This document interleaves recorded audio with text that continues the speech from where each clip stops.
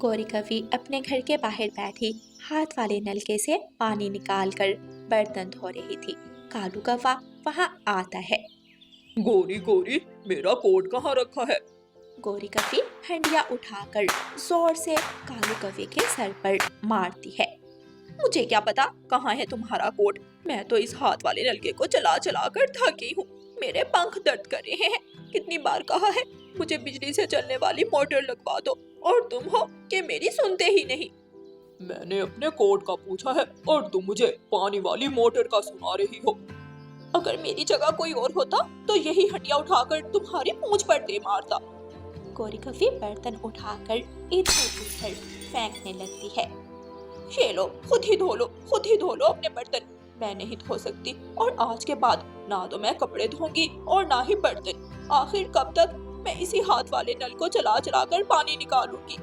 गौरी कवि गुस्से में वहां से चली जाती है। बहुत अच्छा किया गौरी, जो तुमने आज बर्तन उठाकर कालू के सर पर मारे। देखना अब लगवा कर देगा वो तुम्हें पानी वाली मोटर। पिंकी, मैंने भी सोच लिया है, जब तक कालू मुझे बिजली से चलने वाली मोटर नहीं लगवा कर देगा, तब तक मैं घर का कोई भी काम नहीं करूंगी। कालू खुद ही बर्तन धोएगा और खुद ही कपड़े। तुम्हारा फैसला गलत नहीं है, बहुत अच्छा फैसला किया है तुमने। गौरी कवि की सहेली पिंकी जल्दी पर तेल गिराती है और गौरी कवि को और भी कालू कवि के खिलाफ कर देती है। कालू कौवा बहुत आलसी और कामचोर कौवा था। वो कोई काम धंधा तो करता नहीं था, इसलिए उसके पास इतनी कमाई नहीं थी कि वो बिजली से चलने वाली मोटर लगवा सकता। वो तो सूट बूट पहनकर नदी पर जाकर बैठ जाता और आने वाली चिड़ियाओं को तंग करता रहता। सीटी मारता हुआ कालू कौवा रानो चिड़िया से कहता है, बड़े सुंदर पंख है तेरे रानो चिड़िया। काश मेरे भी तुम्हारे जैसे पंख होते। अपनी माँ के पंख देख जाकर, अपनी बहन के पंख देख जाकर तुझे मेरे ही पंख नजर आते हैं। उनके पंखों को मैं हर रोज देखता हूँ, लेकिन तुम्हारे पंख कभी कभी देखने को मिलते हैं। क्या करूँ चिड़िया, मेरी माँ और बहन के पंख भी मेरी तरह काले ही हैं। अभी जाकर गौरी कवि को बताती हूँ, वो सीधा करेगी तुझे। ना चिड़िया, ऐसा मत करना। मैं जा रहा हूँ, मैं तो मजाक कर रहा था। मैं फारिग थोड़ी हूँ तो यहाँ बैठा रहूंगा। मुझे तो 1000 काम करने हैं। अपनी पत्नी गौरी कवि का सुनकर कालू कौवा जल्दी से वहाँ से भाग जाता है। कालू कवि का बेटा जग्गू कौवा भी अपने माता पिता पर ही गया था। वो स्कूल में हर छोटे पक्षी से लड़ाई करता, जैसे आज कुकू से पानी पीने पर लड़ाई कर रहा था। पहले टूटी से पानी मैं पीऊंगा। पहले मैं आया हूँ, पहले पानी मैं पीऊंगा।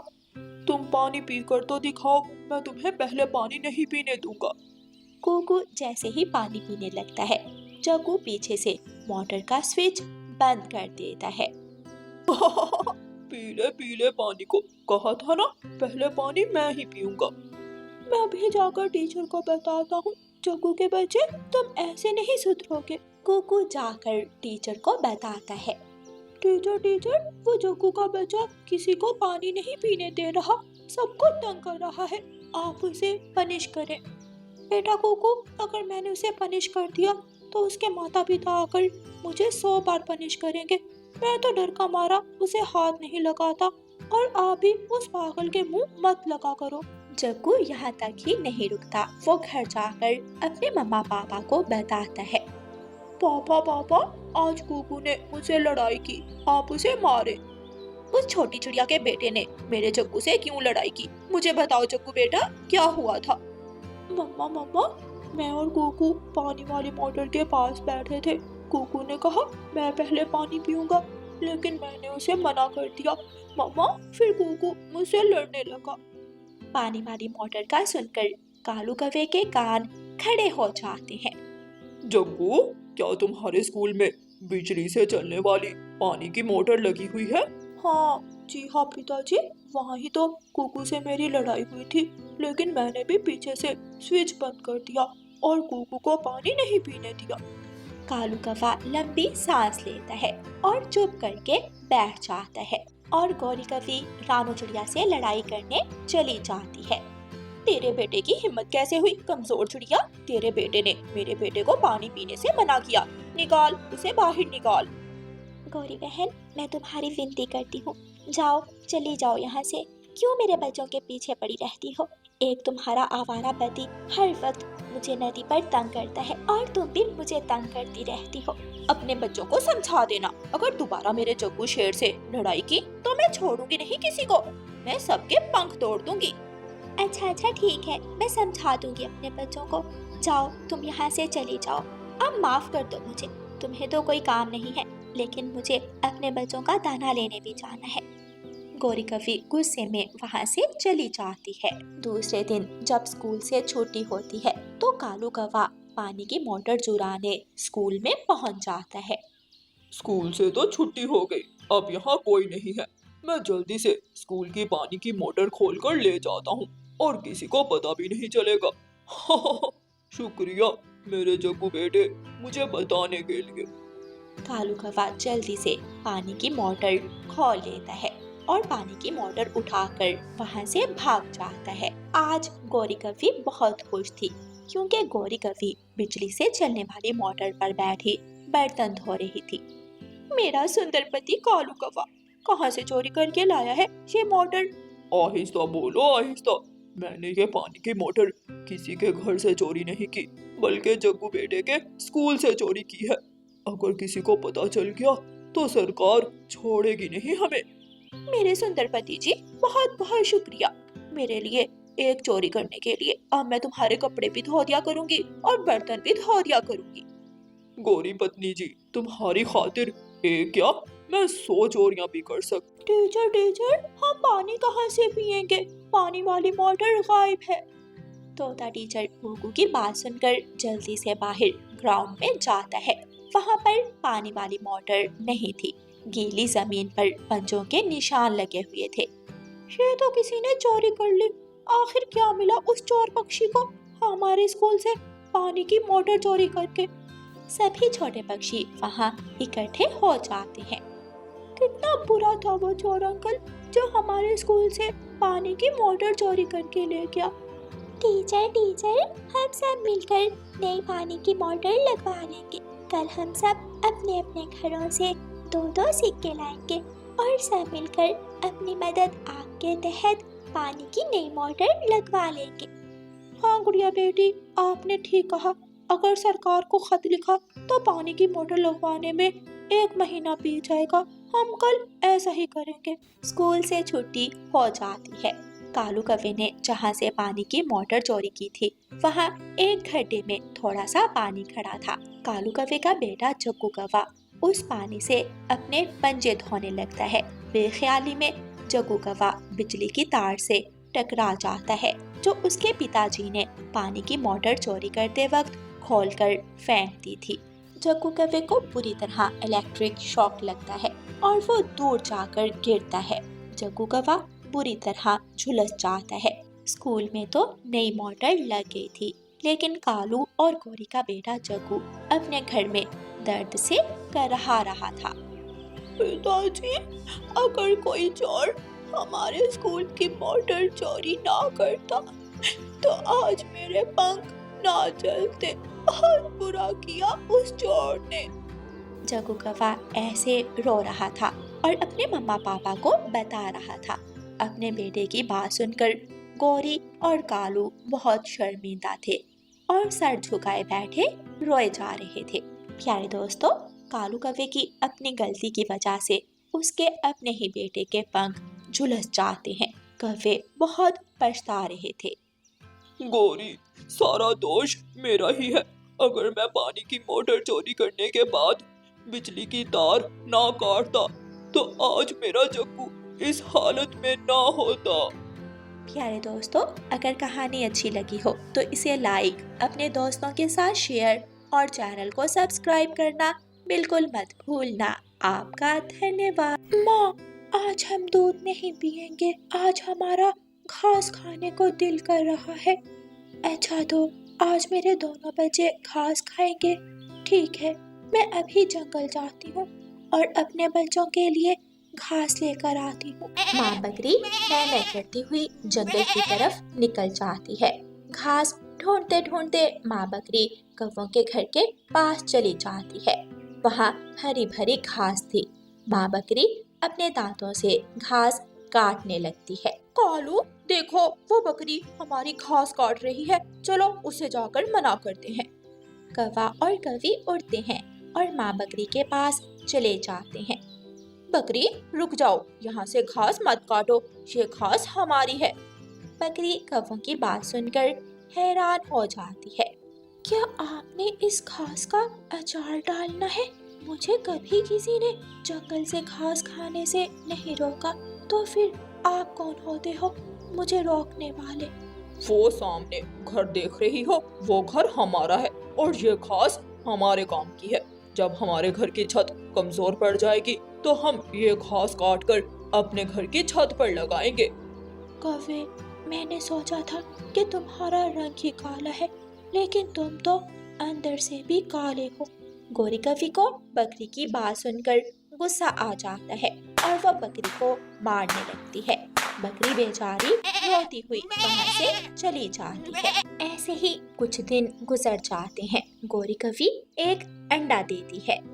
कालू, देखो हमारा अंडा कितना सफेद और सुंदर है। हाँ गोरी, हम कौवों का रंग तो काला होता है, लेकिन हमारा अंडा कितना सुंदर है। चलो हम हमारे अंडे के लिए नरम घास और पत्ते लाते हैं। कौवा और कौवी अपना अंडा घर में छोड़कर सूखे पत्ते लेने जंगल निकल जाते हैं।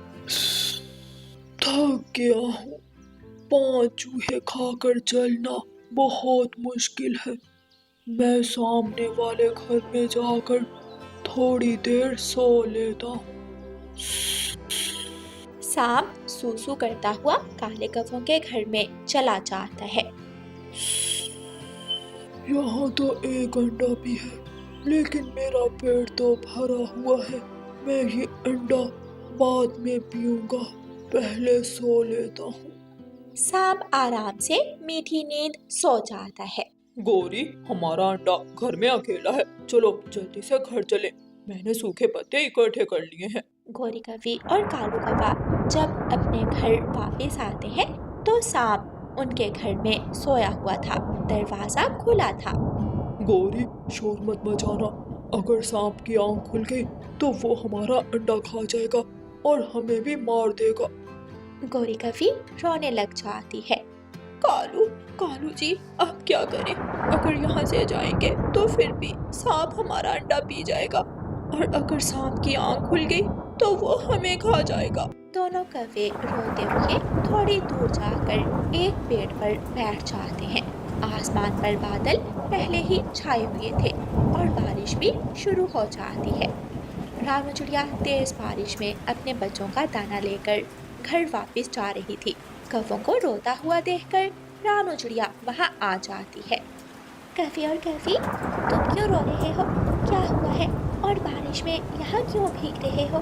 जाओ अपने घर चले जाओ। रानू चिड़िया, क्या बताएं, सांप हमारे घर में घुस गया है और घोंसले में हमारा अंडा भी पड़ा है। रानू चिड़िया, सांप अभी सोया हुआ है, अगर उसकी आंख खुल गई तो वो हमारा अंडा पी जाएगा और हमें भी खा जाएगा। कोई उपाय बताओ, हम क्या करें? हम बहुत परेशान हैं। कौवी और कौवी, शांत हो जाओ और शोर मत करना। जब भी सांप सोता है तो लंबे समय के लिए सोता है, वो 1-2 घंटे के लिए नहीं सोता। क्या करें? जब सांप सोकर उठेगा तो हमारा अंडा नहीं बचेगा। सांप को दूध बहुत पसंद होता है। गोरी, अगर कहीं से बकरी का दूध मिल जाए तो तुम्हारा अंडा बच सकता है। बकरी का दूध? लेकिन बकरी का दूध कहाँ से मिलेगा? गुफा के पास एक घास का घर है, वहाँ बकरी अपने 2 बच्चों के साथ रहती है। तुम जाओ और बकरी से कुछ दूध ले आओ। रानू चिड़िया अपना दाना लेकर अपने घर चली जाती है। गोरी कौवी और कालू कौवा जल्दी से गुफा की तरफ उड़ते हैं। बकरी अपने घर में अपने बच्चों के साथ बैठी हुई थी। गोरी कौवी घर के दरवाजे पर दस्तक देती है और बकरी दरवाज़ा खोलती है। काले कौवो, तुम यहाँ क्या लेने आए हो? भाग जाओ यहाँ से। बकरी, हम बहुत मुश्किल में हैं, हमारी मदद करो। अगर तुमने हमें अपना मीठा दूध ना दिया तो सांप हमारा अंडा खा जाएगा। मेरे दूध का नाम भी मत लेना। याद है उस दिन तुमने मेरी पूंछ पर मारा था। अगर मैं ना भागती तो शायद तुम मेरी पूंछ ही तोड़ देती। कौवा और कौवी रोने लग जाते हैं और बकरी से दूध की भीख मांगते हैं, लेकिन बकरी अपने घर का दरवाजा बंद कर लेती है। अब क्या करें गौरी? अगर हमने किसी के साथ अच्छा किया होता तो आज कोई हमारी भी मदद करता। रानो चिड़िया, एक रानो चिड़िया ही है जो इस बकरी से हमारे लिए दूध ले सकती है। कालू, जल्दी चलो, हम रानो चिड़िया के पास जाते। फिर दोनों कौवे उड़ते हुए रानो चिड़िया के घर पहुंचते हैं। रानो, एक दिन बकरी हमारे घर के पास घास खाने आई थी, लेकिन हमने उसे मारकर वहां से भगा दिया। इसलिए बकरी हमसे बहुत नफरत करती है। हमने बकरी को सारी बात बताई, लेकिन उसने फिर भी हमें अपना दूध नहीं दिया। क्या तुम हमें बकरी से दूध लेकर दे सकती हो? काले कौवा जो बुरे काम करता है और दूसरों के साथ जुल्म करता है, उसकी कोई मदद नहीं करता। तुम्हारा अंडा बचाने के लिए मैं जाऊंगी। मैं बकरी के पास जाऊंगी दूध लेने। जाओ, तुम जाकर सांप पर नजर रखो और मैं बकरी से दूध लेकर आती हूँ। रानू चिड़िया तेजी से उड़ती हुई बारिश में भीगती हुई बकरी के घर जाती है। माना कि वो कौवे दिल के काले और बुरे हैं, लेकिन बकरी, आप तो अच्छे दिल की मालिक हो। सवाल मासूम अंडे की जान का है। अगर तुम दूध नहीं दोगी तो सांप उनका अंडा कभी नहीं छोड़ेगा। मैं वो दिन नहीं भूल सकती जब मेरे छोटे बच्चे घास मांग रहे थे और कौवों ने मुझे मारकर भगा दिया।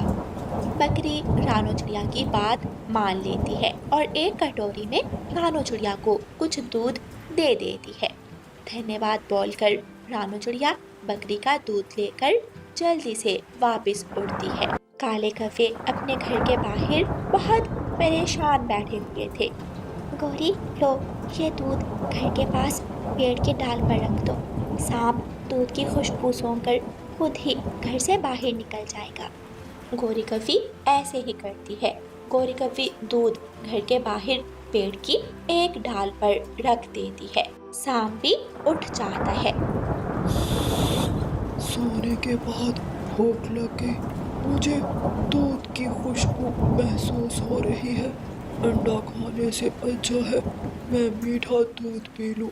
दूध कहीं मेरे आसपास ही है। सांप तुरंत कौवों के घर से बाहर निकलता है और पेड़ के डाल पर पड़ी कटोरी से दूध पीने लगता है।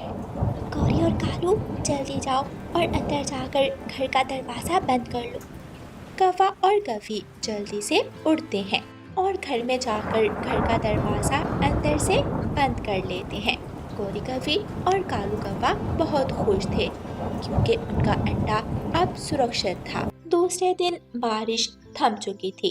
कौवा और कौवी अपना सर झुकाए बकरी के पास जाते हैं। बकरी को धन्यवाद बोलते हैं और अपने किए की माफी मांगते हैं।